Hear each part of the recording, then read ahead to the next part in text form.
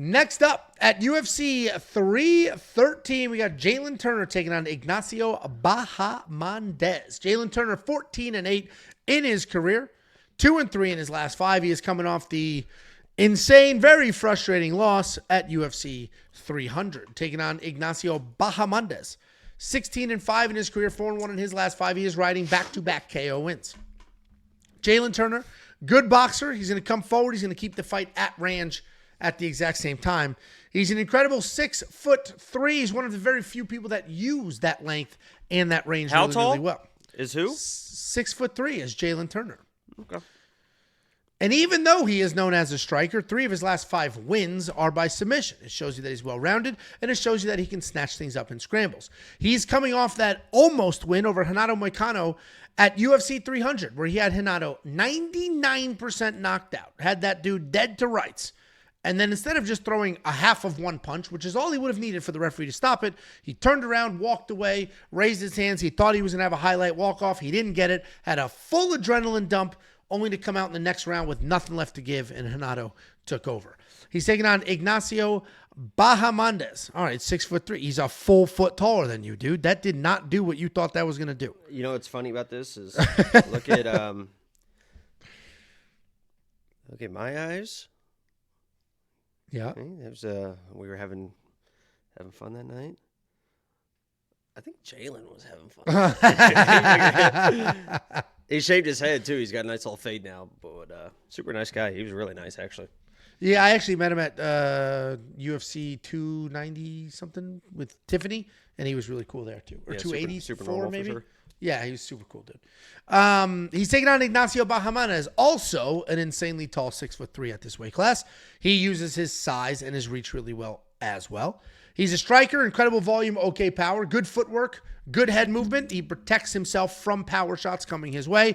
His takedown defense is very good. I'm having trouble trying to suck this.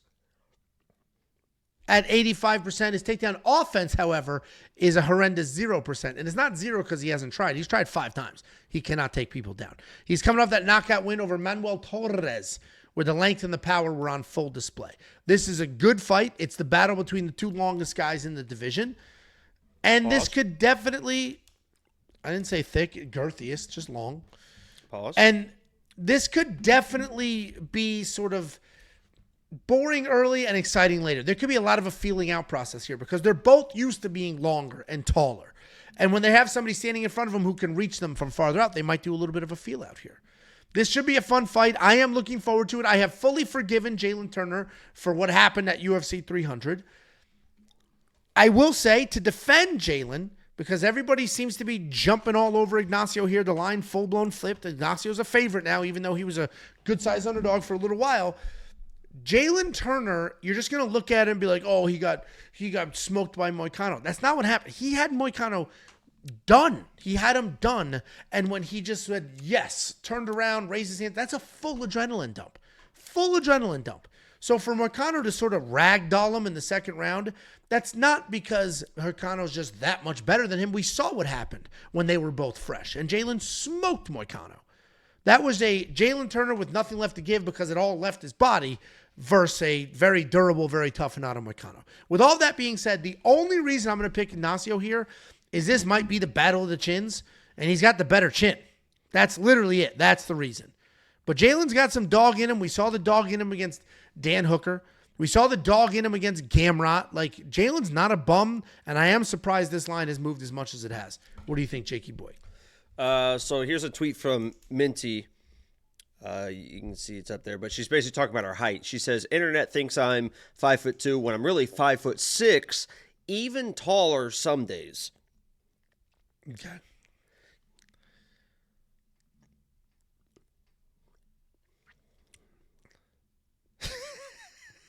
$5'6", so I 6. It's got to be 6'2" at the very least. Sure, tall Jake. What do you think wins this way fight, taller than Jacob? her. Which one of your tall comrades here wins this fight? Listen, I've been a big I like Jalin Turner. I'm a big Jalin Turner fan. I was very high on him, and I think as a lot of people were in that Moicano fight, and then it's like, what happened there, right? And we've seen him kind of dog out fights before.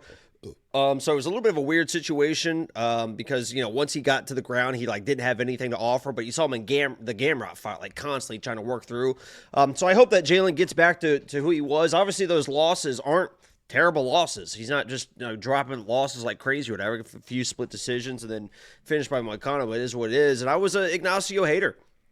Going into that Manuel Torres fight, I was like, I like Ignacio Bahamondes, but he just gets hit a little bit too much. And Manuel Torres, when he hits people, he fucking hurts people.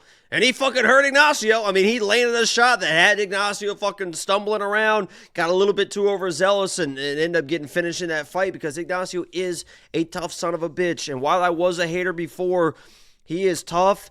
He is active. I think he's going to be the more active fighter moving forward. And in this fight, it's going to come down to who is moving forward, who is moving backwards, and who is kind of out-voluming the other person. And while Jalin Turner, I think, can be tough against the fence and fire back, whatever, I think optically in this fight, it's going to be Ignacio that's going to be moving forward. It's going to be Ignacio that's going to be a little bit more aggressive if for whatever reason the fight gets to the ground. And it's going to be Ignacio with the volume. So I'm going Bahamondes here. Honestly, I was considering him for lock of the week, but since he is the favorite now, I'm not going to do it. But honestly, really? I thought you were going to go with it. I made the bet 2 weeks ago when I saw these odds and I saw he was a dog. I'm like, yeah, I want to lock him in so I could get him as a dog as maybe as a lock of the week. He's definitely considered, and I think he wins. And I bet him as a dog, but I won't do that to you guys. I know how it is. There we go. This should be a really fun fight. It's also deserving of a main card slot. All 5 fights on this main card should be entertaining. This is a great pay-per-view. And if you want to unlock all the picks, the bets, and the tools for this pay-per-view and the next 3 cards, it's only $10 for that entire month. That $10 will get you everything. There's no packages. There's no add-ons. There's no upsells. It's $10 for everything. And it is by far the largest, the most robust, the greatest value in this space, period. End of story. We're going to buy some Patreon link from somebody, a dub club with 5 bets on it, or a full-blown website with everything you could ever need. Tools, artificial intelligence, 5 different cappers, one of them being a robot. WeWantPicks.com. Click Become a Member at the top. That was me and David Onama. Great guy. Here's the nicest guy, former lock of the week, by the way, Evan Elder, the nicest guy I'd ever met. I talked to him. I told him he was my lock of the week. Obviously, I already bet him he was supposed to have a fight. What was it, next week or the week after that or whatever? But what's his name? Pulled out of it, so that was unfortunate. That's my guy. I fucking love Evan Elder, but he was a great guy. And there's me, Cody. There you go. $1.99 from Get Out of Here, Zaddy Angelo. Speed it up, buddy. Listen, you can just wait till we're not live and then fast forward. Easy. If people didn't. Somebody asked me earlier what I lost on Charles Johnson. I had 2,000 on Charles. Oh, dude. Sorry, I'll let you finish. There's the Brundage benefit, folks. Somebody accused me of being dishonest because your premium bet on Cody Brundage was 1 unit at plus 150. But you obviously tweeted a ticket where you bet $3,800 in real life. $3,800 in real life, you bet. And somebody was like, Angelo, you have it listed as 1 unit. It's 38.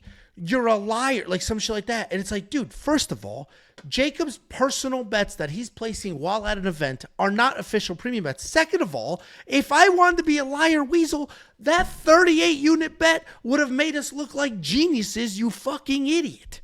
I would have used it to be like, we're up 29 units. Here we go. People don't get it, man. People don't get it. So thank you, that guy. I'm officially changing our stats. We're up 29 units from last week because of Jacob's $3,800 bet on Cody Brundage. You clown shit. Watch this, too. Watch this. There's Cody. Here comes Yusuf. That's me about the depth. Watch Yusuf. Watch this shit. Body lock. Tries to back. Inside trip. Or it's an outside trip. Yeah, look. Outside. Yeah, a little outside trip. Check it out. Check it. And people don't think I'm an athlete here. Ready? He comes in. I'm not expecting it, right? There's the body lock. Watch. Boom, boom, boom. Outside trip. Stuffed. And he gives up and he started crying. It wasn't even a trip. He just blocked the knee. You were going to go for a ride there. Oh, get the fuck out of here, dude.